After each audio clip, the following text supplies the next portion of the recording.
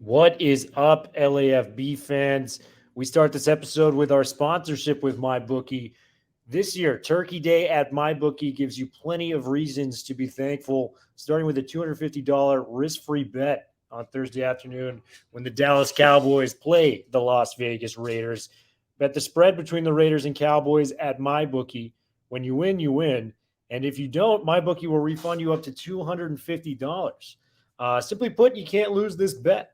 And that's what I call no risk, all gravy, football fans. Before you get your wager in, set yourself up for success by doubling your first deposit when using promo code LAFB at MyBookie. That's promo code LAFB at MyBookie to double your initial deposit all the way up to $1,000. So you won't need to break the wishbone to be the one to come out ahead. Feast risk-free on Turkey Day with MyBookie, and make sure to stick around for seconds as they gear up for what should be a fun Black Friday of odds boosts that will have your belly and your pockets completely full. Bet anything, anywhere, anytime at MyBookie.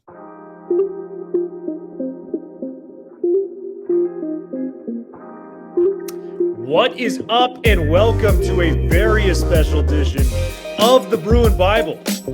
This is Will Decker coming to you after a monster victory.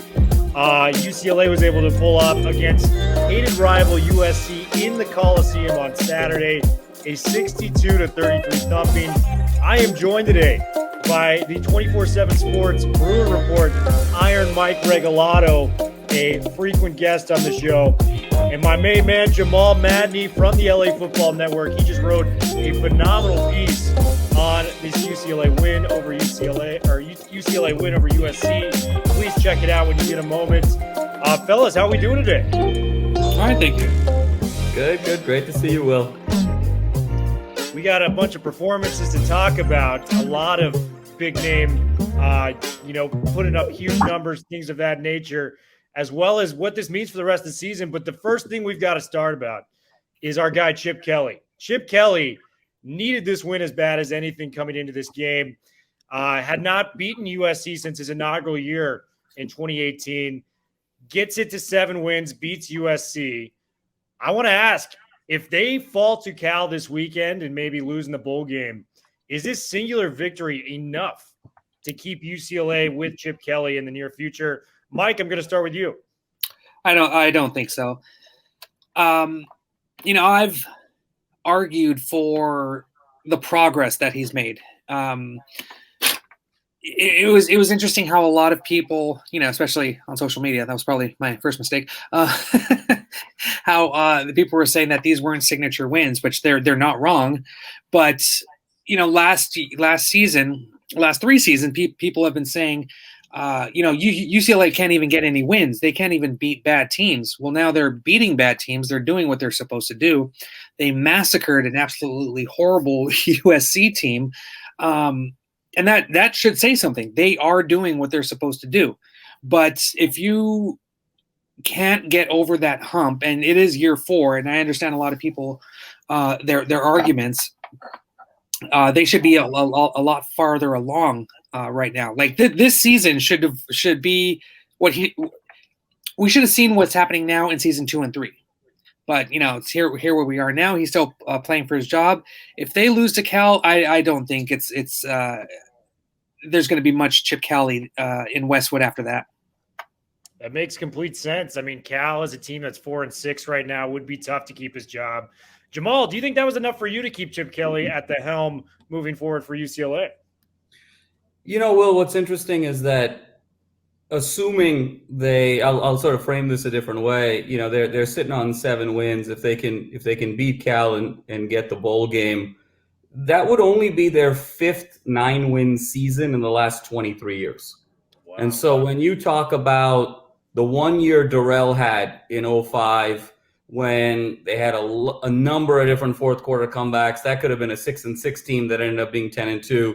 And then when you look at Mora's 3 years of success of 9 and 10 wins, but when you factor in the fact that SC was on sanctions and they really had this artificial bubble and getting access to guys they normally wouldn't, this is actually this potentially could be one of the most successful years in UCLA football history of the last quarter century.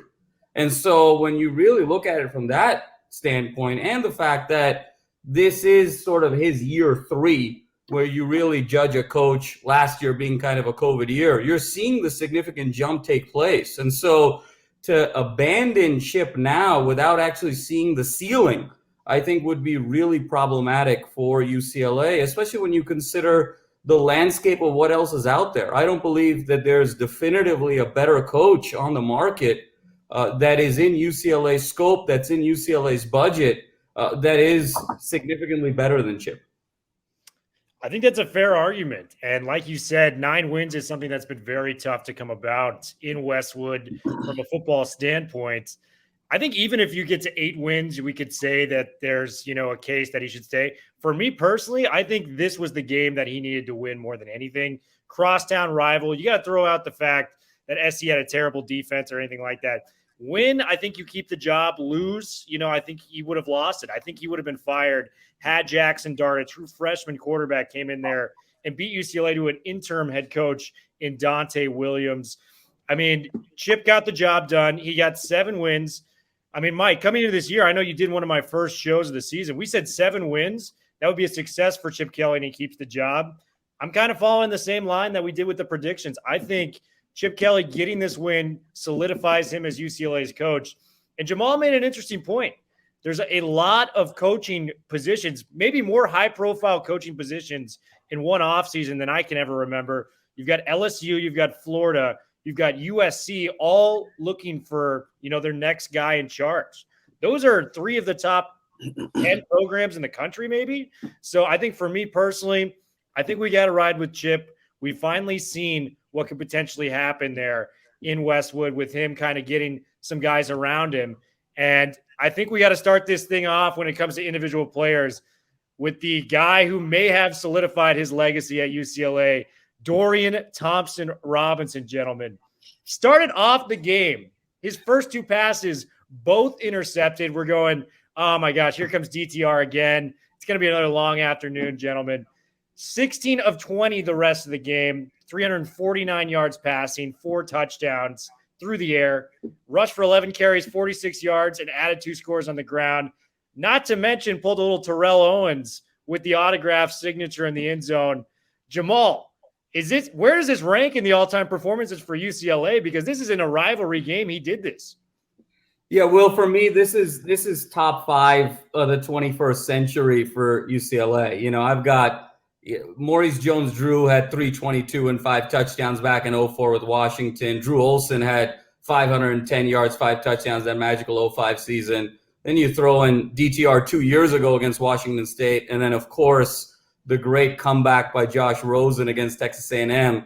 And this one is right there with that. And you could argue probably the greatest one of all, given that it was against the crosstown rival. And it was just everything that was great about DTR. The long ball was there. He was just so smooth with his release after the first 2 throws. He was superhuman on the ground. He sort of out USC'd USC, between the hurdling, between the autographs, as the kids would say, he was dripping swagger. He did it his way, 6 touchdowns. It was electric. Him posing with, for the band at the end there. I mean, it was just everything that was Hollywood about this city. And, this city is built on superstars, and that was certainly a superstar performance. Mike, take it away. I mean, you were up in the press box for this. What was the kind of going on in there after the second interception in the first quarter? I have never seen this on a stat chart when they list the QB rating. After those 2 interceptions, he was minus 200. I was like, what? Am I reading this right? And then, as you said, he went, 16 out of 18 the next 16 to 20. The 16 next to 20. 20 passes for the rest of the game. And, 4 touchdowns, passing touchdowns, and that thing just kept going up. It went from negative 200 to 255 at one point, I thought it was. I was like, that's a swing. That is a crazy swing. But yeah, it was just an epic performance. And, I think UCLA needed, for the rivalry, needed a game like this to combat the 50-0. And people forget, USC fans talk about 50-0. Well, that was against a really bad UCLA team. And this one too, it was against a really bad USC team. And either side would hope to trounce their arch rival in a way. But this one was more memorable, I believe, for UCLA fans just because of everything that happened. The autograph, the hurdle, Casimir Allen getting 2 bombs and a kick return for 100 yards. Ethan Fernia, after the year he has, getting that run, which should have been stuffed, and he just makes a smart move, cuts to the left, and boom, he's gone. There were just so many explosive plays that you can pick from this. In all honesty, I have forgotten the 50-0 and what happened in there. I just remember the score and the surrender white uniforms.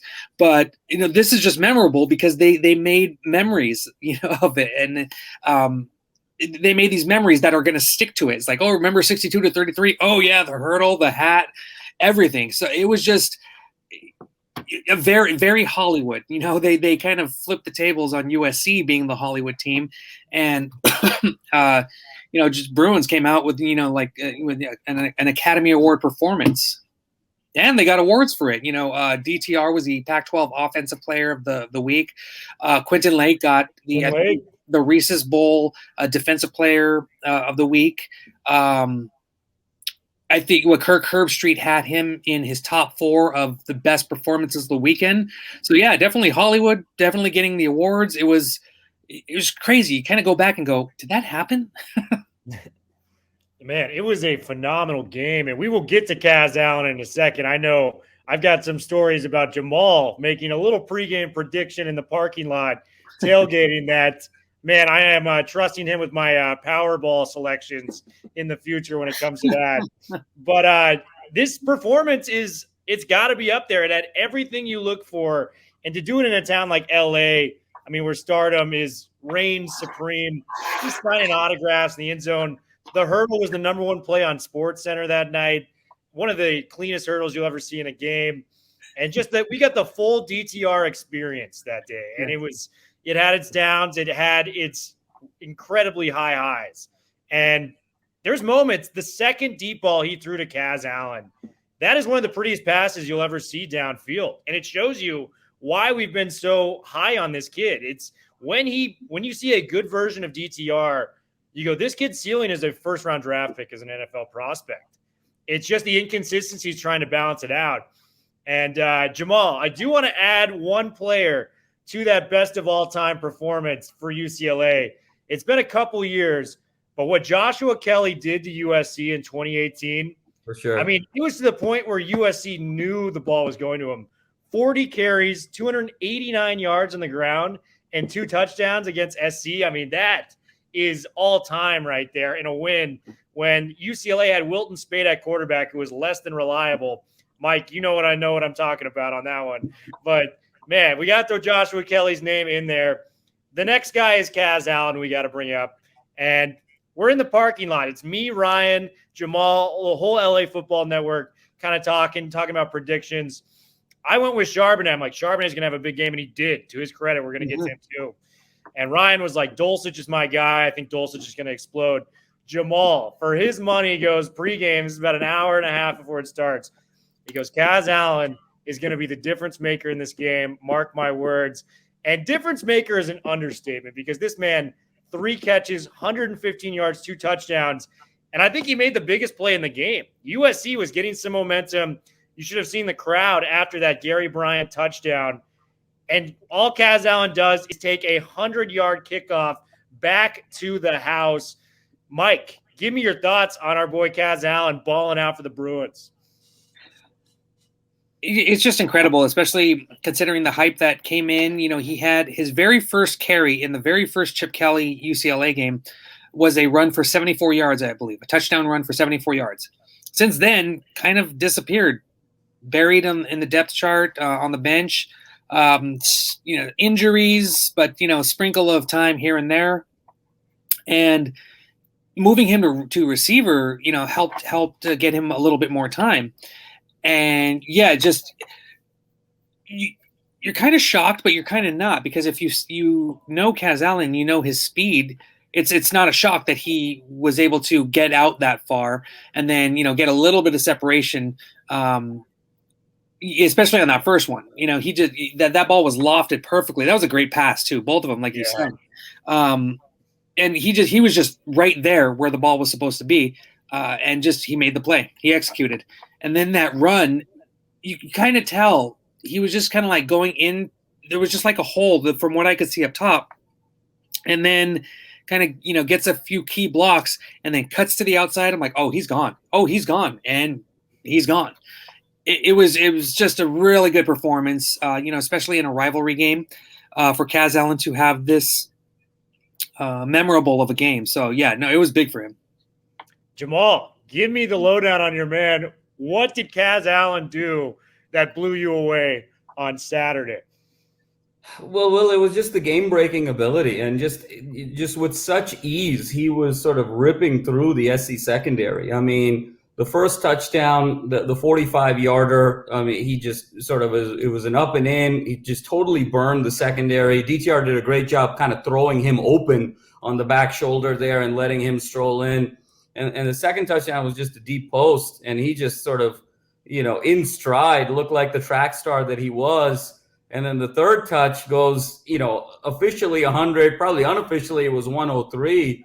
And I think that it was such a key moment in the game because there was a 9-play stretch there where momentum changed 4 different times. You were looking at UCLA up 35-20, methodically going down the field. Looks like it's going to be a 3-score game. Looks like UCLA's got everything under control. This is going to be a slow bleed for SC. All of a sudden, DTR takes a sack, missed field goal. SC comes down, back-to-back Gary Bryant Jr. Passes, touchdown. Crowd's going crazy, and then that's when Kaz, rips through that hole, kind of fakes inside, goes to the outside.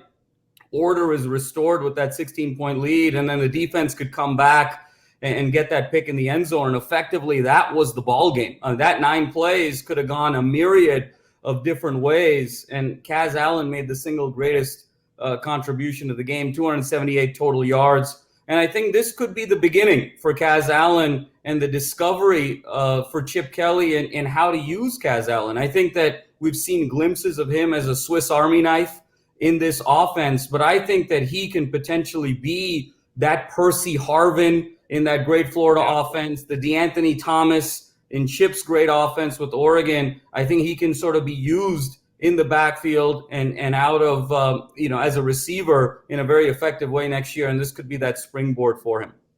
And I think this is one of the frustrating things I've had about a Chip Kelly offense this year. And how many times have fans complained about Chip Kelly's offense in the past? Not a lot. This guy is an offensive genius, in other words. But Kaz Allen, it was like every time this guy touched the ball in a game, we saw the LSU catch deep on the sideline. It was like a 40-yard gain that kind of got the offense going. We saw the Hawaii game, first game of the season, makes high points of catch, runs into the end zone from about 45 yards. You saw the flashes, and it's like every time this guy touches the ball, something good happens. I don't know why we're not giving it to him more. And, I mean, the same goes for our guy, Greg Dulcich. I mean, 2 catches on Saturday, 75 yards. It was a 38 and a 37-yarder. Call me crazy. Maybe you should give him the ball a little bit more. I mean, everything was rolling right, but those 2 guys, I just need a little bit more passing when you have explosive guys like that. And I think it's going to set up Kaz Allen for some big years coming up in Westwood. He, outside of DTR, in my opinion, is the player of the game. But the most underrated performance of the week, in my opinion, goes to Zach Charbonnet.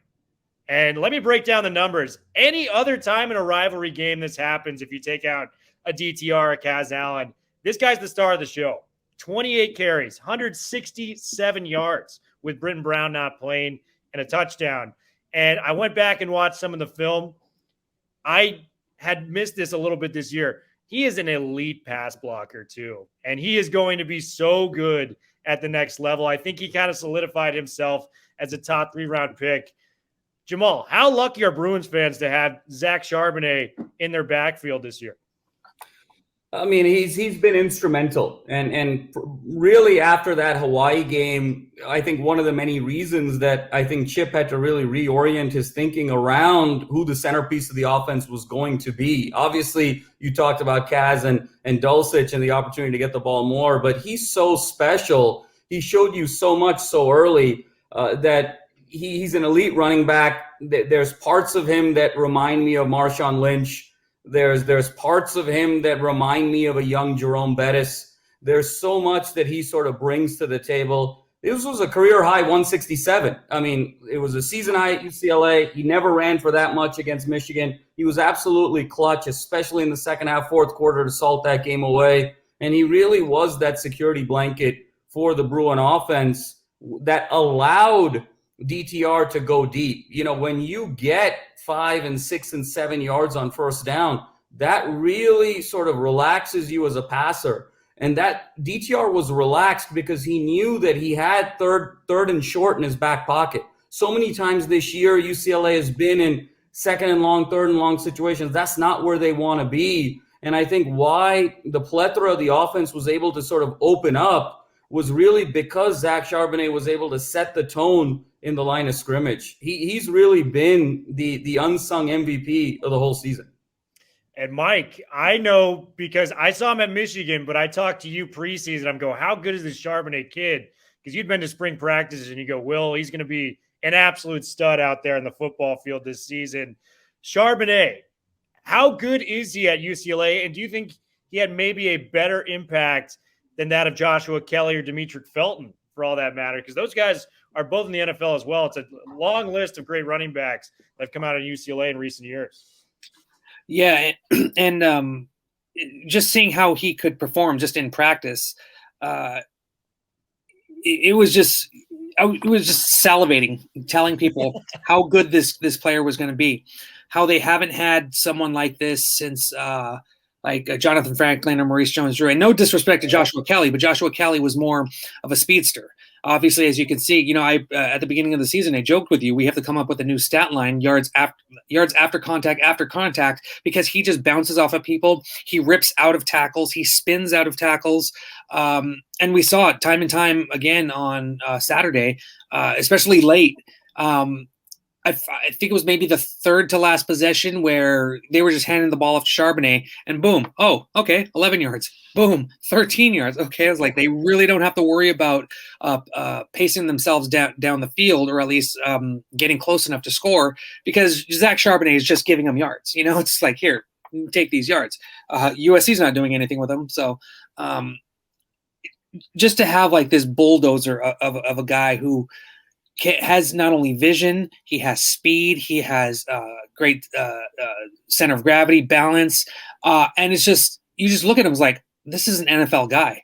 Yeah. Like enjoy him this year, UCLA fans, because he's NFL talent. So, and I honestly would not be surprised if he decides to jump to the NFL after this.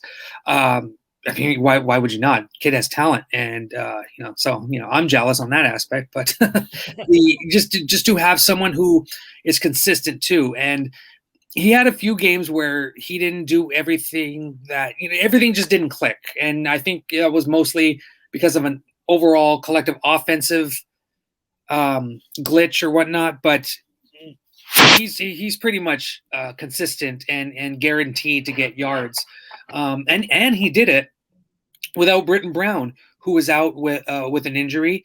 And because, when Brown's in, he gets a rest. Brown is going to be, plowing through guys as well. He did this, all on his own. Obviously, Dorian did, help in the run game. But yeah, he took it upon himself. And the fact that you said he had his season high against USC, and that is what not a lot of people are talking about. There are just other good explosive plays that nobody's talking about. Charbonnet getting 167 yards. 167. When's the last time that is the third best player on the field that someone rushes for that much? Exactly. That's why I'm just like unbelievable. And getting 1,000 for the season in that game too. So it's like, that flew under the radar for everybody, and that just tells you not just how good he was, but how great this victory was collectively. And I want to make a proclamation. I think Charbonnet, he's probably going to go pro. But if there's any chance he comes back, he's a top 5 Heisman candidate for me next year. Heisman. Oh, yeah. And for me personally, when you just watch this guy run the ball, there's a ferocity. Like it's like the defense is normally the team that attacks a rusher like that. He's the guy that's attacking them. And they want no part of it. He is one of the strongest running backs I've ever seen. The Bettis comparison, Jamal, was spot on because, boy, he is running through 3 or 4 guys before he's getting tackled. And the fact he can kick it outside, too, and beat them that way, it's almost like you've drawn up an unfair advantage with a running back. Charbonnet is a stud. We got to get to our last 2 guys, and we can do it hand in hand. And these guys had phenomenal games, too. We talked about Quentin Lake. He was the defensive player of the week throughout college football. Had an awesome game. And for my money, the most underrated wide receiver that I have covered in my time as someone who's watched the Pac-12, Kyle Phillips just makes big play after big play after big play. And we need to talk about this kid more because he is phenomenal. 6 catches, 80 yards, 2 touchdowns. Mike, give me your impressions on Phillips and Quentin Lake. Just going back to last week against Colorado, Kyle Phillips got rocked a couple times off of catches. I remember this one where the ball was a little off, so he had to stretch for it, which took him off balance. He went to the side and he crashed into a guy, spun around, hit the ground, and he just popped up and was like, all right, let's do it again. He's one of the he's not exactly a huge human being. No, not at all. But also that I think is to his advantage too, because he's also a speedster. But he can also just make some really great grabs. He has, great vision. He can cut back, with the best of them. And it's just with this run heavy offense, you don't get to, a lot of the spotlight isn't put on the receivers, or there hasn't actually been much to put on the receivers. Like Dulcich, has he disappeared? What's going on with him? Chase Cota, wondering what was going on with him. Yeah. He wasn't targeted as much as I thought he would be this year. But Kyle Phillips just, whenever his number was called, he executed. He just nailed his plays, and it's kind of like a quiet success, but it's still there. Quentin Lake too, just he's been playing some really good ball lately, and that one, I kind of knew it when he had that first interception where he tipped it to himself and caught it, and he just kind of came up with like a swagger. I'm like, oh, he's switched on. He's good for this game. And they helped, it wasn't the greatest pass defense performance, but they did a really good job, containing USC with that spread offense and the arm of Jackson Dart. So it, like I said, it wasn't the greatest, but they did enough to have to help out in this beatdown. Jamal, give me your impressions of these guys. I think, Will, this is what also makes this game so historic. I mean, you had 4 guys with a career day, between DTR, Charbonnet, Kaz Allen, and Phillips. 4 guys can point to this game and say, hey, that might have been the best game I ever played in a Bruin uniform. And Phillips is absolutely phenomenal. He's just such an elite route runner and so smart. The first touchdown, that 23-yard,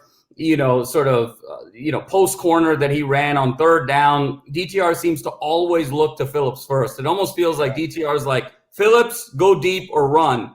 And that first touchdown was just such a beautiful route, and he finished it into the end zone. And then that second touchdown might be the hardest down in distance in football. When you're at a 3rd and 6, 3rd and 7 from the 10-yard line, there's not a lot of space. You need that precision. You need that elite route runner. He comes across the middle, catches it, finishes it into the end zone, absorbs the contact. He's absolutely phenomenal and the ultimate safety blanket of the team.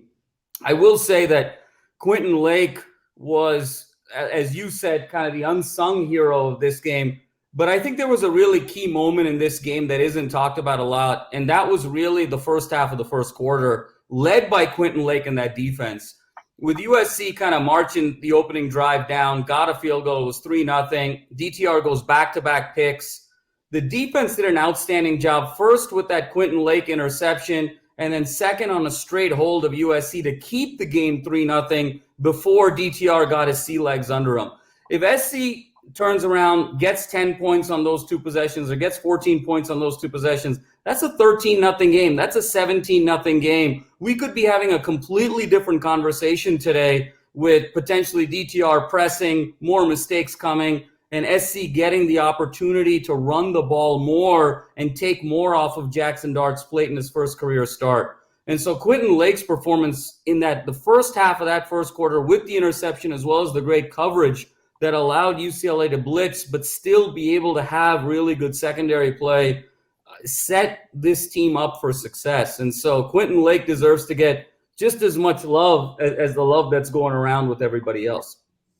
And you made some phenomenal points on Quentin Lake.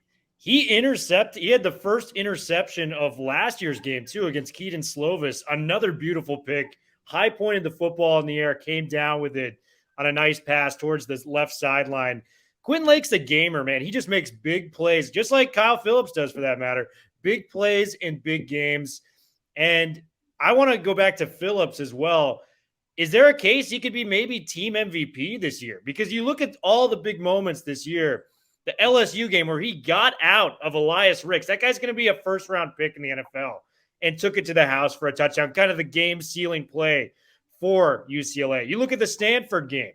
It's getting really close. Tanner McKee is picking apart this defense. It's a tie game. Kyle Phillips catches a 75-yard touchdown pass over the middle to kind of give UCLA back that hype. And then the week before, Colorado, we were losing 17-7 against Colorado at halftime. Phillips goes, we're not losing today. 82-yard punt return, makes a big play, gets 2 more touchdowns.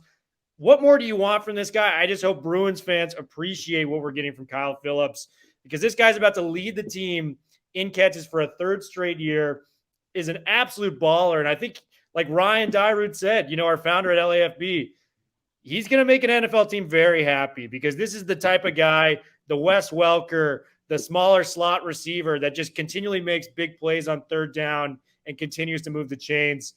Guys, this has been an awesome podcast so far. I just got one more question for you guys. We got Cal game, and then we got a bowl game. The momentum's with us right now. We beat USC, but if you go back to how we beat LSU earlier in the year, we dropped the next game to Fresno State. We beat Stanford. We get crushed the next week. It's a little bit of a hit or miss for this team. Do we finish the year 2-0 and get to 9 wins? Are you thinking 8-4 heading into the bowl game and maybe with a loss? What do you think, Jamal? So, Will, I had this team at 8-4 at the beginning of the year. I've been hovering between 8-4 and 9-3 the whole year. I think this is an interesting game against Cal. I like UCLA to prevail with the momentum, the confidence that they have, but this is a trap game. UCLA's won 6 times against SC since '98. The 18 game was the last game of the season, but the 4 games prior to that, when they had a game the week after SC, they've only been 1-3. There's sort of a tendency in UCLA land to sort of judge the barometer of success in a season as just being able to beat SC, and the foot tends to come off the gas. And I think with the momentum that's been built here and the play of guys and the leadership of guys like Phillips, I really like UCLA to beat Cal. Cal's going to come in a desperate team. For as great as UCLA has been and the bragging rights that they've had over the last 72 hours, in beating their rival in their building by 29 points, Cal has sort of one up UCLA because they beat their rival in their building by 30 points. And so Cal comes in 4-6, but with the opportunity with 2 wins to get to bowl eligibility. So they're going to be a desperate team. But I think Chip's going to have them wired the right way and play with the right intensity. I think they're going to get Cal. They're going to get to 8-4. And then depending on where things fall in terms of the selection, I have a feeling they're going to go to the Holiday Bowl and potentially play a Wake Forest team, which would be a really nice showcase for this team and a great setup going into next year, and really an opportunity to set up momentum and potentially get to 9-4. San Diego in December sounds pretty good to me, boys. Mike, what do you think happens for the remainder of the season? This is Chase Garbers as the Cal quarterback. He is the only Pac-12 quarterback that has more starts than DTR heading into this game. Yeah. I don't really like looking at trends, but trends are there for a reason. As Jamal just said, UCLA kind of has a lull after the USC game, which is interesting that has happened recently because USC usually is the last game of the season. And that's a curse on Notre Dame because of their scheduling with Stanford and USC. But also, Cal has not been good at the Rose Bowl. Since 1983, there have been 19 contests between them, and UCLA has won 15. Wow.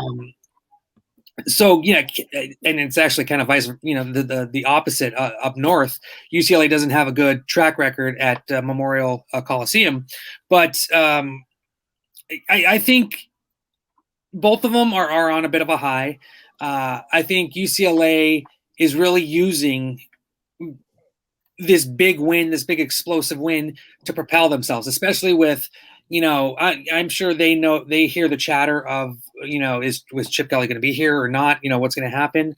So trying to get those wins, trying to prove everyone wrong, trying to show everyone that the last 3 years it's been a buildup to this, and I completely understand what people are saying is that UCLA has lost to teams with winning records, but they beat teams with losing records.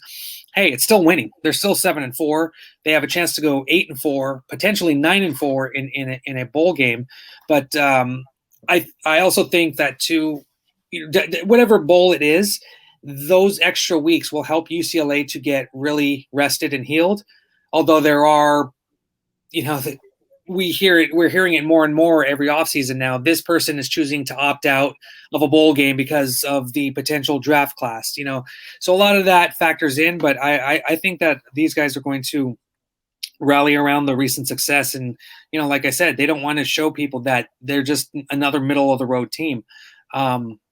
Which is funny because that's still an improvement over the last 3 seasons. But no, I think they have a pretty good role, and I think they'll be successful in whatever bowl game they get to. But it would be interesting to see. That's the one I've been hearing a lot too. The Holiday Bowl against Wake Forest. And I was like, ooh, that'd be nice. That'd be a really good test. A team that they're not really accustomed to, a conference they're not accustomed to. So yeah, either way, I think it should be fun. Unless it ends with an L, and then all the talk starts again. So, well, I love it. Well, if we go to the Holiday Bowl, fellas, beers on me in San Diego. Bruin Bible.